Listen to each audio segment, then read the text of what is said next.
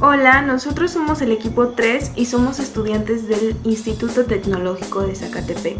A continuación vamos a hablarles sobre los compuestos químicos inorgánicos. Para comenzar, ¿qué son los compuestos químicos inorgánicos?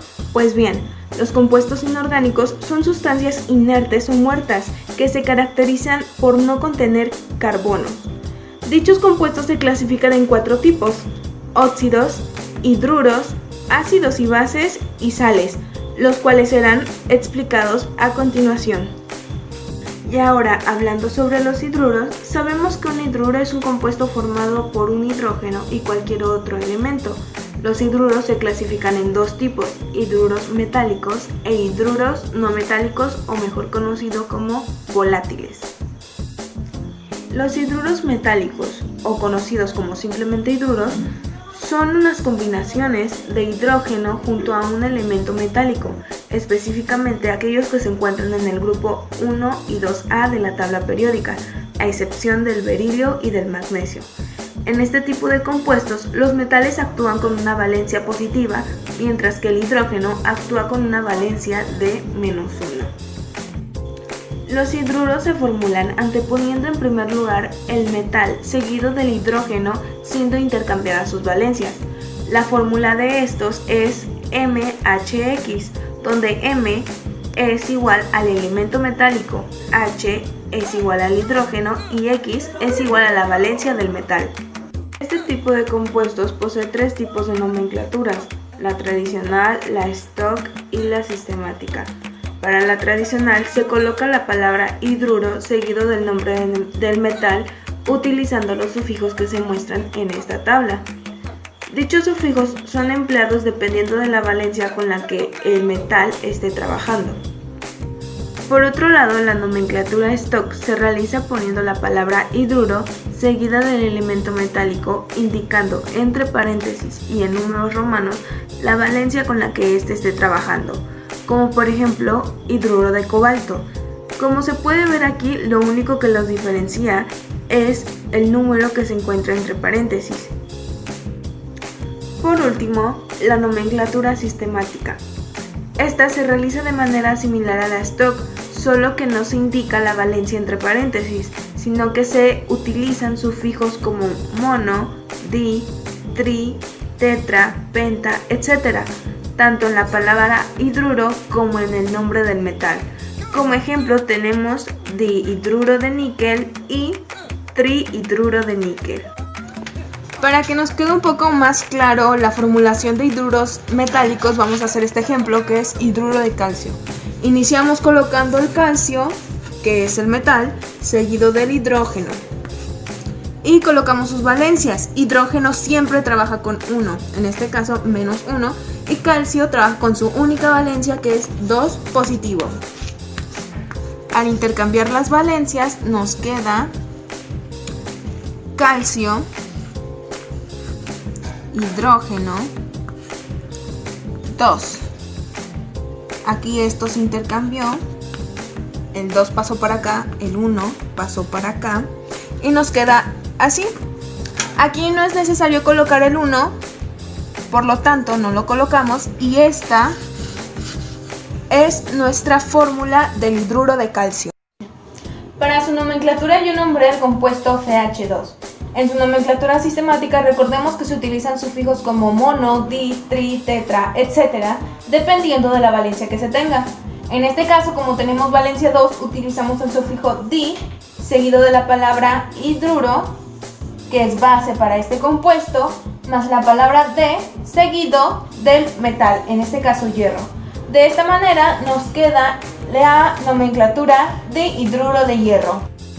Y para su nomenclatura tradicional, recordemos que se utilizan sufijos como hipo, oso, ico y pet, ico, dependiendo de la valencia que se tenga.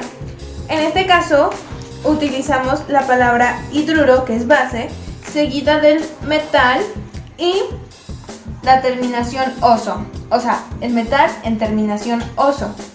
Esta terminación debido a que tiene valencia 2. De esta forma nos queda la nomenclatura hidruro ferroso.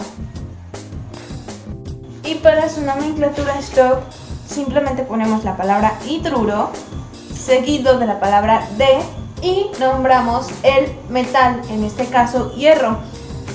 Posteriormente a eso nombramos entre paréntesis y en números romanos la valencia, de tal forma que nos queda hidruro de hierro entre paréntesis 2.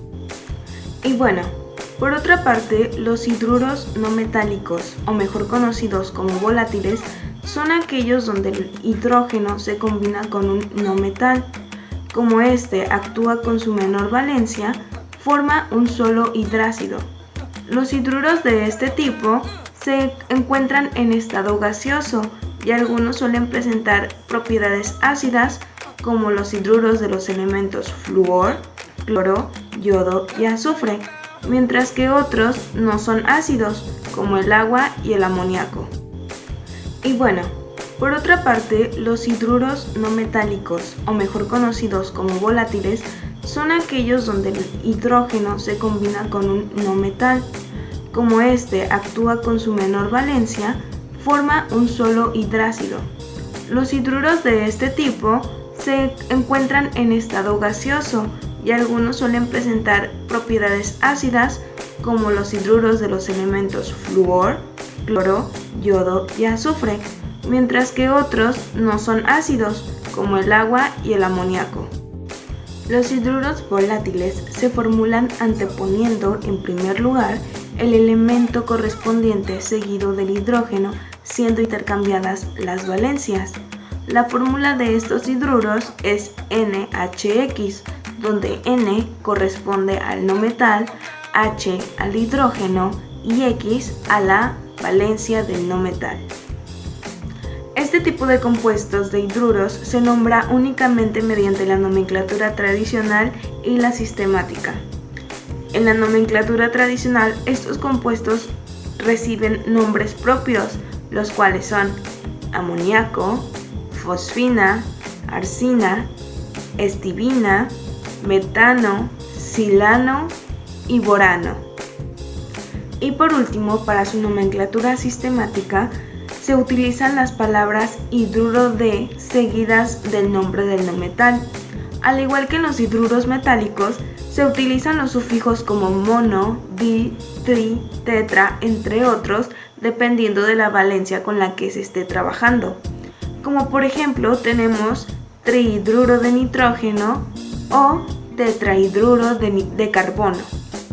Para que quede más clara la formulación de los hidruros no metálicos o conocidos como volátiles, voy a formular el tetrahidruro de carbono.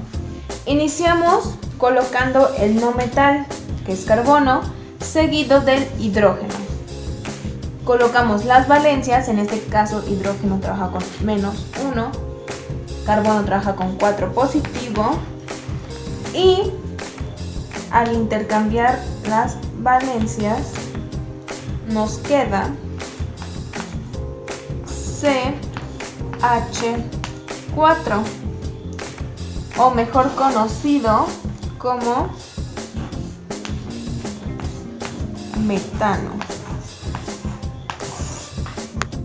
Y ahora para los hidruros no metálicos o volátiles, yo nombré el compuesto NH3, que es en su nomenclatura tradicional. Recordemos que se les da nombres propios y en este caso es el amoníaco. Por otra parte, para su nomenclatura sistemática, de igual forma como en todos los otros compuestos, se utilizan sufijos, que son tri, mono, tetra, penta, etcétera, ¿no? Dependiendo de su valencia. Como tenemos valencia 3, se utiliza el sufijo tri, seguido de la palabra hidruro, seguido de la palabra de, y nombramos el no metal, en este caso hidrógeno, quedándonos trihidruro de hidrógeno. Y bueno, hablando en términos más generales, las principales características de los compuestos del hidruro son que todos son térmicamente inestables, ya que algunos explotan al contacto con el aire o la humedad. Además de que dependiendo de la clase de elemento con el que se combina, el hidrógeno de los hidruros puede formar enlaces iónicos o covalentes. Y Otro punto es que son catalogados como compuestos inorgánicos binarios porque tienen dos elementos químicos. Pasando a sus propiedades, sabemos que por lo general los hidruros son compuestos estequiométricos, por lo que presentan propiedades metálicas como por ejemplo la conductividad. De igual forma, tienen una gran velocidad de difusión del hidrógeno por medio del sólido cuando se someten a temperaturas elevadas. Los hidruros salinos generalmente se encuentran en estado sólido y son de color gris o blanco, además de que los hidruros formados por fósforo y arsénico son considerados como tóxicos.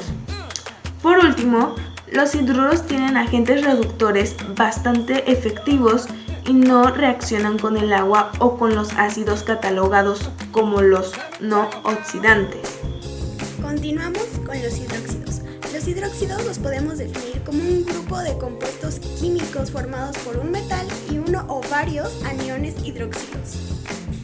Los hidróxidos se formulan escribiendo un metal seguido de la base de un hidruro del radical hidróxido. Este va entre paréntesis si el subíndice es mayor a 1. Y estos se nombran con la palabra hidróxido seguido con el nombre del metal indicando su valencia, si es que tuviera más de una. Un ejemplo de esto lo podemos ver aquí reflejado, que es el hidróxido de níquel. Se pone el símbolo del níquel más el oxígeno y el hidrógeno y su valencia. Estos, como lo pueden ver, se clasifican en ácidos, anfoteros y básicos. Continuamos con las propiedades físicas y químicas de los hidróxidos. Entre las propiedades físicas podemos mencionar que su sabor es muy amargo, son solubles al agua, son muy estables y son jabonosos al tacto. Entre las químicas podemos mencionar que su pH va del 8 al 14, que son corrosivos, y si se combinan con ácidos se convierten en una sal y liberan agua. Además de que son usados como bases para detergentes y pueden cambiar el color de un papel de tornasol rojo o azul. Para que comprendan mejor los hidróxidos, les vamos a poner un ejemplo. El hidróxido de sodio, su fórmula es NaOH entre paréntesis, también conocido como sosa cáustica. Este es un sólido blanco cristalino que absorbe la humedad del aire. A continuación les mostraremos el experimento para que puedan entender más y ver mejor cómo se realiza y cómo se forma el hidróxido de sodio. Para la siguiente demostración ocuparemos los siguientes materiales, como lo es una batería. También ocuparemos un cable dividido en dos que previamente se tiene que forrar de sus extremidades con papel aluminio. También ocuparemos dos piezas de lápices que tienen que estar pelados de ambos lados. Un lado tiene que ser más largo el grafito que el otro. Ocuparemos también un recipiente con agua caliente. Yo en este caso lo llené a la mitad, dependiendo del recipiente que tan grande sea. Ya que tenemos estos materiales, con los extremos de nuestro cable tendremos que conectarlos a la pila para hacer la conductividad de electricidad, y del otro lado vamos a meter nuestros lápices con el grafito más largo a nuestra agua caliente dentro del recipiente. Y de esta manera podemos concluir que gracias a este procedimiento pudimos obtener hidróxido de sodio, o mejor conocido como sosa cáustica, en este experimento. Yo les hablaré sobre qué son los óxidos. Los óxidos son compuestos binarios formados por la combinación del oxígeno con un elemento químico. El oxígeno actúa con su número de oxidación -2, mientras que el otro actúa con un número de oxidación positivo. La fórmula de los óxidos se obtiene al intercambiar las valencias de dichos elementos. La fórmula que se utiliza es la siguiente, como la que tenemos aquí, donde X es cualquier elemento químico y la N es la valencia de dicho compuesto. Daremos un ejemplo con la fórmula de los óxidos, que en este caso viene siendo esto. El Fe2O3 es el óxido de hierro con valencia 3 y el FeO es el óxido de hierro con valencia 2. Ahora, considerando que el FeO, si es hierro con valencia 2, el compuesto sería el siguiente, Fe2O2, pero los compuestos siempre hay que simplificarlos, así que queda así, FeO. Más adelante les explicaré sobre cómo es la formulación y cómo es que nos da el siguiente resultado.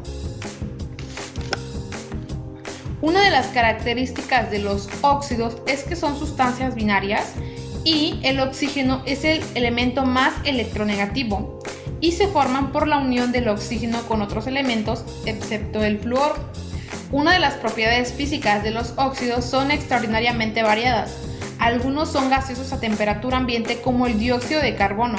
Otros, por el contrario, son sólidos de elevadas temperaturas de fusión como los óxidos de magnesio y de calcio, y otros son líquidos a temperatura ambiente como el agua. La solubilidad y el color varían de un óxido a otro. A continuación les hablaré sobre la nomenclatura de los óxidos. Estas son reglas y regulaciones que rigen de la designación de las sustancias químicas. En general, la nomenclatura de un óxido siguiente es el siguiente orden. Es más el nombre del elemento óxido combinado con el oxígeno. Y en esto hay tres tipos: la sistemática, la stock y la tradicional. En la sistemática se nombra intercambiando los términos de la fórmula número 1 el oxígeno y el 2 el elemento. Para el oxígeno se utiliza el término óxido procedido del prefijo numérico que le corresponde debido a la cantidad de átomos que hay en el compuesto de dicho elemento, y para el elemento su nombre precedido también por el prefijo numérico que le corresponde, unidos los dos elementos por la partícula D, y los prefijos que les daré son los siguientes. Y los prefijos son los siguientes, que es el mono, el di, el tri, el tetra, el penta, el hexa, el hepta, octa, nona y deca. Y unos ejemplos son como el F2O3, que viene siendo el trióxido de hierro, y el FO, que es el óxido de hierro. Para la nomenclatura de stock se nombra intercambiando los términos de la fórmula: 1 el oxígeno y 2 el elemento. Para el oxígeno se utiliza el término óxido, pero no se le precede de ningún prefijo. Después se sitúa la partícula D y a continuación se pone el nombre del elemento seguido, si es necesario, de su valencia en números romanos. Si dicho elemento no tiene más que una sola valencia, no es necesario ponerlo. Algunos ejemplos son estos, que es el F2O3, el óxido de hierro, en paréntesis romano 3, y el FeO, que es el óxido de hierro romano 2, y el Na2O, el óxido de sodio. Y en excepción, el oxígeno no forma óxido con el flúor, ya que este es más electronegativo. Y en la nomenclatura tradicional, en esta consideramos sufijos, prefijos que dependen de la cantidad de valencias que tenga el elemento con el que se forma el óxido, como por decir aquí en la tablita que se muestra que prefijos son hipos, hiper, y en sufijos son oso, ico, ico en la terminación que terminará, y la cantidad en el cual esto se pondrá en el nombre, que es dependiendo, ya sea un 2, un 3 o un 4, se seleccionará el nombre al que corresponde. La formación de los óxidos es la siguiente. Tomaremos como ejemplo el hierro, que es Fe, el cual tenemos que agregar junto al oxígeno, y sabemos que la valencia del oxígeno es un -2 y la del hierro es un +2 y un +3, el cual en este caso ocuparemos el +3, y nos da de la siguiente fórmula: Fe más 3 y O menos 2.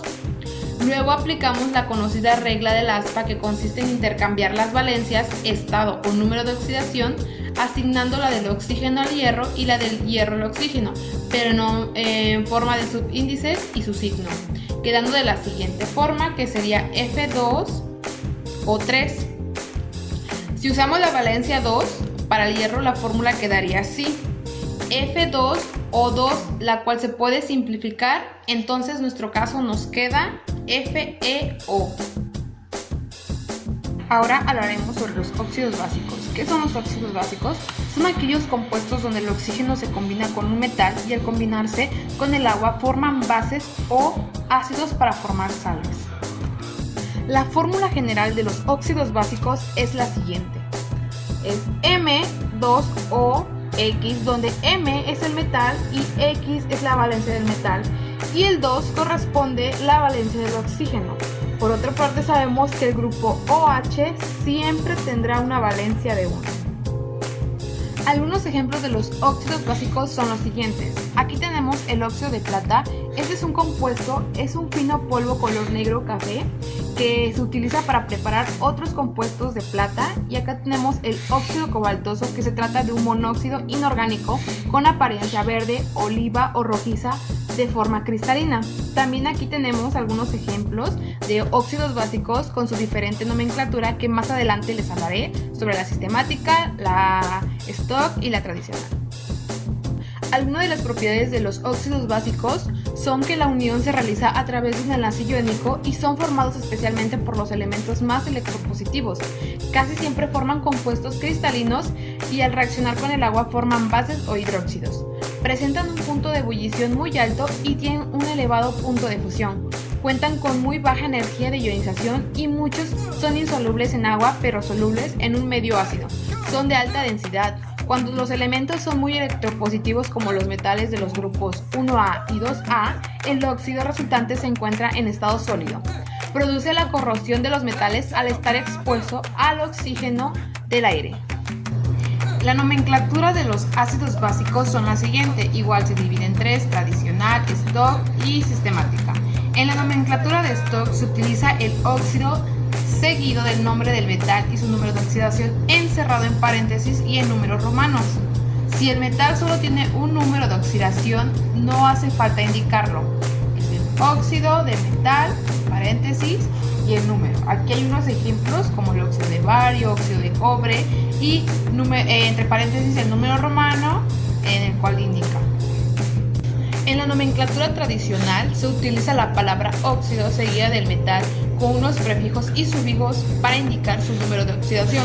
Solo existe un número de oxidación que se utiliza para el sufijo ico o bien óxido de metal.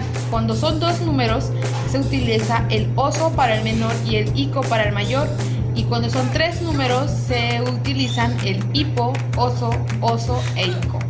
Cuando son cuatro números es el hipo, oso, oso, ico, per ico. Y acá tenemos unos ejemplos sobre el tradicional, que es el óxido bárico, óxido sódico, oxalodímico, etc. En la nomenclatura sistemática, esta indica mediante un prefijo el número de átomos de cada elemento.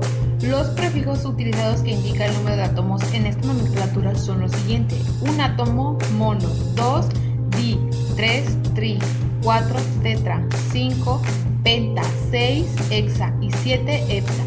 Algunos ejemplos son como el monóxido de sodio, el trióxido de níquel, el óxido de cobre, y acá tengo unos ejemplos en los cuales ustedes pueden checar en la nomenclatura sistemática. Les voy a hablar sobre un ejemplo sobre cómo se forma un óxido básico, y aquí usaremos el óxido de calcio. Como ponemos el óxido de calcio, que es K, y vemos que su número de oxidación es +2, y nos dice que tenemos que poner un oxígeno, que el número de oxidación del oxígeno viene siendo -2. Entonces se hace como un intercambio en el cual estos se pasan de un lado al otro y forma esto, que sería el K +2 y O +2, el cual también se pueden simplificar para que nos quede un resultado como KO. Los óxidos ácidos o los anhídridos, mejor llamados, son compuestos formados por un elemento no metálico más oxígeno. Este grupo de compuestos son también llamados óxidos ácidos o óxidos no metálicos. La fórmula de los óxidos ácidos, o bien conocido como anhídridos, son formulados utilizando el símbolo del elemento no metálico junto a la valencia del oxígeno, más el oxígeno junto a la valencia del elemento no metálico. La fórmula de los anhídridos es del tipo lo siguiente: X2ON, donde X es un elemento no metálico y O es el oxígeno. Entre los numerosos ejemplos de los anhídridos se encuentran el óxido de dicloro, el óxido de arsénico, entre paréntesis 3, el óxido de fósforo, en paréntesis 3. Las características que poseen son que son especialmente reactivos y se pueden manejar en muchas áreas. Lo habitual donde son más vistos y usados es en la fabricación de medicamentos, ya que también se ha mencionado que viene a ser fruto de la deshidratación de dos moléculas, pero también existen casos donde pueden o pudiese ser una en el caso intramolecular de ácido carboxílico y que también son llamados anhídridos carboxílicos. En sus propiedades físicas no poseen brillo y tienen diversos colores. La mayoría son sustancias que forman soluciones ácidas y en sus capas externas encontramos al menos 4 electrones, aunque puede ser más. En solución acuosa forman aniones o axianiones y no sirven para ser conductores de electricidad ni de calor. Los que son sólidos generalmente son quebradizos, duros y otros blandos. Y en las propiedades químicas, una vez se junta agua con los dos ácidos que lo que habían transformado en anhídrido, desaparecen cuando existe un incremento en la temperatura. Este paso es llamado hidrólisis. Cuando reaccionan con alcoholes y fenoles se forman ésteres, procesos de alcohólisis, y cuando reaccionan con amoníaco surgen entonces las famosas amidas, proceso de amonólisis. Su nomenclatura tradicional en los anhídridos se aplica de la siguiente forma. Se coloca de primer lugar la palabra anhídrido y después el nombre del elemento no metálico, y se requiere saber y tener en claro la valencia del no metal según estos criterios. Si es una valencia, termina en ico. Si son dos valencias, termina en oso, y si es menor o mayor, en ico. Y en 3 valencias su terminación es hipo, oso, en la 1 oso o en la 2 ico y en la 3. Cuando son 4 valencias su terminación es per, ico en la 4. En la nomenclatura de Stock se coloca primero la palabra óxido seguido del elemento no metálico, por último el número de la valencia del no metal en números romanos y entre paréntesis. Un ejemplo es el óxido de carbono entre paréntesis 4. En la nomenclatura sistemática consiste en colocarle un prefijo a la expresión óxido, pero dependiendo del número de átomos de cada elemento. Y después se coloca el elemento no metálico precedido de la valencia el no metal. Como ya se los había dicho, según los átomos son mono, di, tri, tetra, penta, hexa, hepta, y uno de los ejemplos es un pentaóxido de disfósforo o monóxido de dicloro. Daremos un ejemplo sobre la formación de los óxidos ácidos, en el cual necesitas esta regla que debes de poner, que nos pide es un no metal más un oxígeno nos da igual a un óxido ácido o anhídrido. Para eso trabajaremos con el óxido de carbón, en el cual buscaremos que el carbón tiene un estado de oxidación 2 y el oxígeno un 2, el cual nos da de resultado C2O2, y para eso debemos simplificarlos, que nos dará un CO. Ya que tenemos esto, tenemos que nombrarlo con sus 3 nomenclaturas, que en el sistemático nos dirá que es un óxido de carbono entre paréntesis 2 romano, y en el stock nos dará un monóxido de carbono, y en el tradicional un óxido carbonoso. Los peróxidos consisten en combinaciones binarias del oxígeno junto a ciertos metales. Son derivados de óxidos que contienen la siguiente agrupación, llamado ion peróxido. La fórmula de los peróxidos se formulan utilizando la valencia del oxígeno -1, ya que 2 oxígenos comparten una pareja de electrones, por la que en este grupo de elementos no se pueden simplificar las valencias. La fórmula de los peróxidos es del tipo X2O2N, donde X es el elemento metálico y O es el oxígeno, y la N es la valencia del elemento metálico. Si el valor de la valencia del elemento metálico N fuera par, se debe simplificar con la valencia de X2. Algunos ejemplos de peróxidos son los siguientes. Este es el peróxido lítico y este es el peróxido de hidrógeno, más bien conocido como el agua oxigenada, y este que es el peróxido de cesio. Una característica interesante de los peróxidos es que tienen un carácter básico iónico, y al reaccionar con un ácido promueven la producción de un sal y peróxido de hidrógeno. Todos los peróxidos comparten en común la propiedad de ser sustancias muy reactivas, oxidantes y en algunos casos explosivas. A menos que no se tengan precisado sintetizarlas, se le consideran impurezas indeseadas y peligrosas para muchos procesos industriales y para síntesis de laboratorio.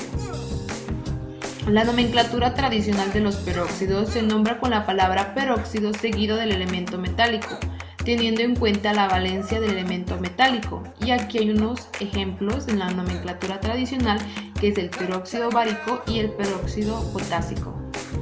La nomenclatura de stock se realiza indicando el número de valencia del elemento metálico entre paréntesis y en números romanos, precedido por la expresión entre paréntesis peróxido de más el elemento metálico. Algún ejemplo son estos. Este es el peróxido de cobre entre paréntesis 1 y el peróxido de titanio entre paréntesis 3. En el caso de aquellos elementos metálicos que solo actúan con una valencia, no es necesario indicarla. Un ejemplo es el peróxido de litio en lugar de peróxido de litio entre paréntesis 1. La nomenclatura sistemática indica mediante prefijos numéricos seguidos de la expresión óxido más el prefijo correspondiente junto al elemento metálico. Algunos ejemplos son estos. Este es el peróxido de dilitio y este es el triperóxido de dititanio, porque tienen 3. Y este es el peróxido de titanio, más no se indica el prefijo mono cuando solo existe un átomo del elemento metálico. Los peróxidos son combinaciones de un elemento con el oxígeno que se encuentra en forma de ion peróxido entre paréntesis O2 menos 2. La formulación se antepone el elemento al ion peróxido y se colocan los subíndices para que la suma correspondiente sea 0. Ejemplo, tenemos esta, que es el hidrógeno con un 2 más 1 y entre paréntesis el oxígeno 2 con una valencia de menos 0, que nos da H2O2. Para la demostración de los óxidos decidimos crear óxido de hierro. Para esto utilizaremos ácido nítrico, ácido muriático, unas pinzas, una estopa, un recipiente para hacer nuestra mezcla y un vaso para medir. Para la mezcla vamos a utilizar un vaso completo con ácido muriático.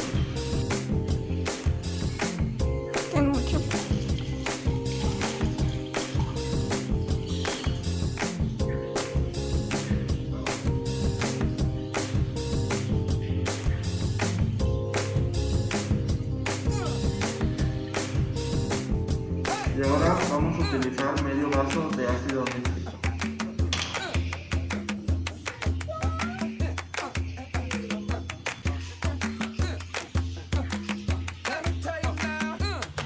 Ya que tenemos la mezcla de los dos ácidos, dejaremos reposar al menos 5 minutos para después añadir nuestra estopa con las pinzas.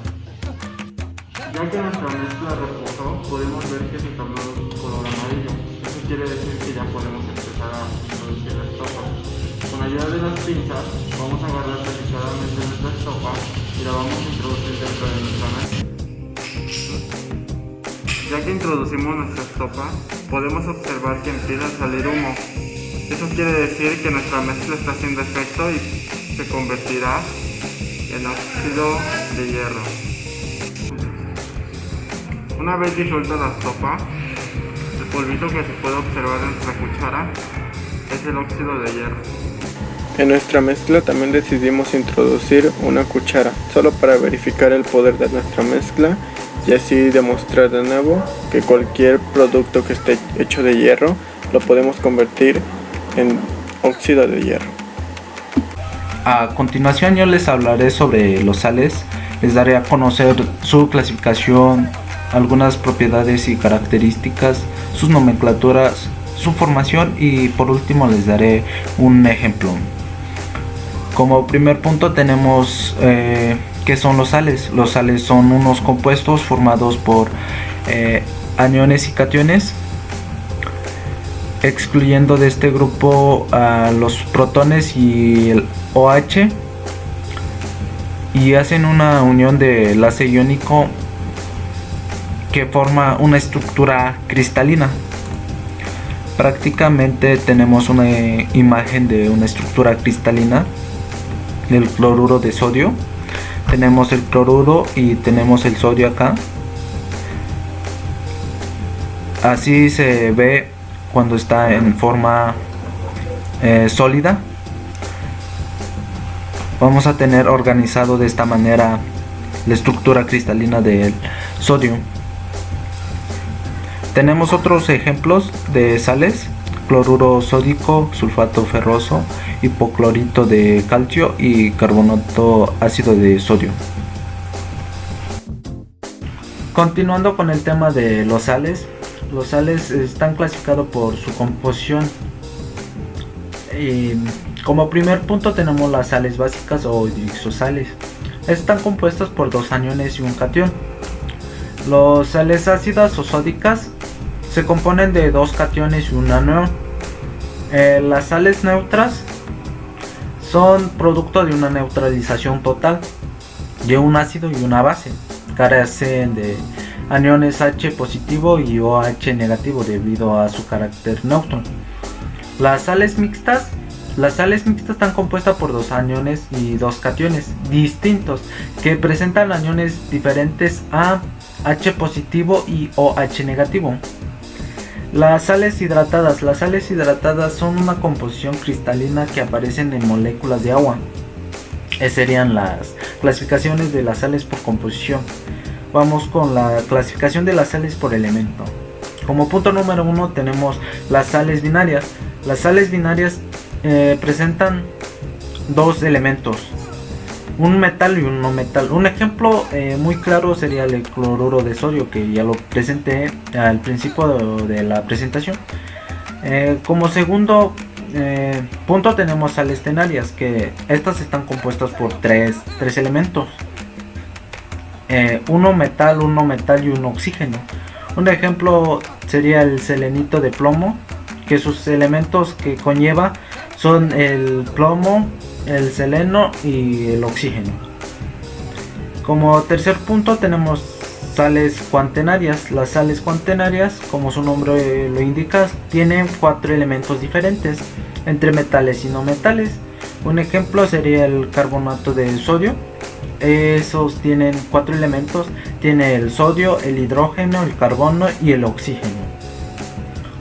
Siguiendo con el tema de los sales, a continuación les daré a conocer sus propiedades y algunas características de las sales. Las propiedades de las sales pueden ser muy variadas dependiendo de su composición. 2. En general se trata de compuestos cristalinos en estructura iónica. 3. Su estructura les confiere altos puntos de fusión y propiedades dialécticas en estado sólido. 4. También son solubles en agua. Esto quiere decir que se puede disolver fácilmente. 5. Estos pueden tener colores diferentes, desde blancos hasta colores rojos, azul, negro y malva. Los sabores son prácticamente salados, dulce, agrio y amargo. Y por último, tiene poco olor o algunas veces ningún olor. Siguiendo con el tema de los sales, veremos ahora la parte de cómo se forma una sal. ¿Cómo se forma una sal? La naturaleza, las sales se pueden formar por distintos procedimientos, pero nosotros vamos a ver un procedimiento que permitirá formar cualquier tipo de sal. Se puede entender como el producto de la reacción entre una base. La base es la que va a dar el catión y el ácido aportará el anión. A estas reacciones de una base y un ácido para la formación de una sal se le conoce o se le llama como neutralización. Y de forma general el proceso a seguir sería: yo tengo un ácido y una base, y lo que se obtiene es una sal y un agua. Como siguiente tenemos acá unos ejemplos. Acá ya tengo los compuestos. Sería identificar nada más el ácido. El ácido sería la disolución del ácido clorhídrico, y la base sería la disolución del hidróxido sódico, que sería esta, la azulita, y de esa se obtiene un cloruro sódico y se agrega el agua, y ya sería de cómo se formaría una sal. Continuando con la parte de las sales, ahora nos va a tocar hablar de la nomenclatura de las sales, de cómo se nombran. En las sales hidrácidas hay que recordar que no contienen oxígeno en su molécula. Se sustituye la terminación hídrico por la terminación uro. Un ejemplo, si un ácido clorhídrico proviene de la sal, ahora se llamaría cloruro. En las sales oxácidas se sustituye la terminación oso o ico por la terminación ito o ato. Un ejemplo sería que si proviene del ácido fosfórico se llamaría fosfato. Entonces se cambiaría el ico por el ato. En las sales ácidas se llaman indicando el número de hidrógenos no sustituidos en la molécula usando el prefijo que le corresponda. Un ejemplo, la sal NaHS se denomina hidrógeno sulfuro de sodio, pues el anión HS proviene del ácido sulfúrico. En las sales básicas se denomina indicando el número de hidroxilos siguiendo del anión central y finalmente del catión. Un ejemplo sería el MgCl OH, se llama hidroxicloruro de magnesio. Las sales hidratadas se denomina indicando la sal correspondiente enseguida el número de moléculas de titración. Un ejemplo tendríamos el MgSO4 por 5H2O, que se le nombraría sulfato de magnesio pentahidratado. Serían las nomenclaturas de las sales. Para las sales decidimos crear unas sales, las cuales son sencillas. Lo único que necesitamos son 2 vasos de agua, cucharada y media de sal y un huevo. Cuando ingresamos el huevo al agua sin ningún tipo de sal, como pueden notar, lo que hace que la sal se vuelva neutra es combinarla con el agua. Entonces, si nosotros agregamos una cucharada y media de sal a este vaso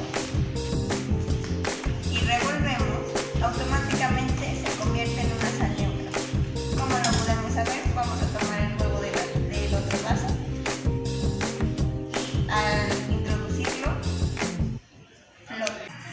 Continuamos con ácidos y bases, pero primero tenemos que saber qué es un ácido. Un ácido es una sustancia que es capaz de liberar iones de hidrógeno en una misma solución.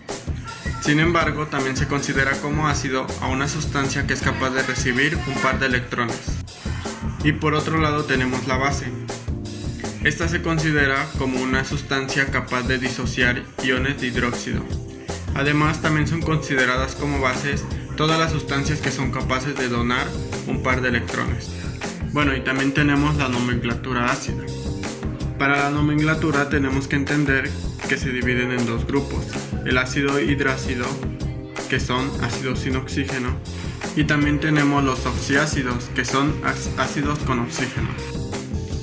Continuando con ácidos y bases, decidimos realizar un indicador casero del pH. Para esto vamos a necesitar una col morada, un cuchillo para cortar, alcohol concentrado de nuevo. Iniciamos cortando pequeños pedazos de col. Una vez que tenemos la col cortada, procedemos a echarla en la licuadora. Una vez que está en la licuadora, la vamos a poner a licuar por lo menos 5 segundos. Una vez que la hayamos licuado un poquito, procedemos a poner alcohol del 96, solamente un poquito para que vaya soltando la antocianina, que es lo que nos va a permitir identificar si es un ácido o una base. Una vez que esté completamente licuado, lo pasamos a una coladera para que así solamente quede el alcohol con el pigmento de la col. ¿Listo? Una vez que tengamos solamente un en el bowl, vamos a tomar los papelitos y los vamos a mojar. Cuando se termine de mojar, lo pones a secar. Una vez remojadas las tintas, tienen que quedar de este tono. Con un cotonete vamos a tomar 5 elementos que tengamos en casa, puede ser cloro para las ventanas, un limón, para ver de qué color se pone. Si cambia el color rojo, significa que se trata de un ácido. ¿Cómo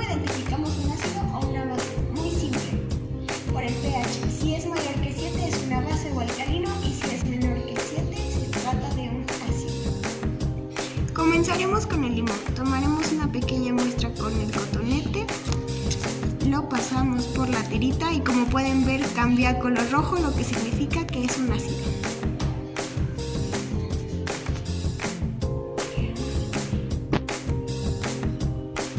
Continuamos con el cloro, en la tapita echa un poquito, sumergimos el cotonete, lo pasamos por la tira y como pueden ver se quedó en un color azulito, lo que quiere decir que el cloro es una base. Vamos con un limpiaventanas, ponemos un poquito, sacudimos, pasamos por la tira y este también es una base, como pueden ver se pintó azul. Continuamos con un poco de agua oxigenada, introducimos el cotonete, lo pasamos por la tira y se queda de color morado.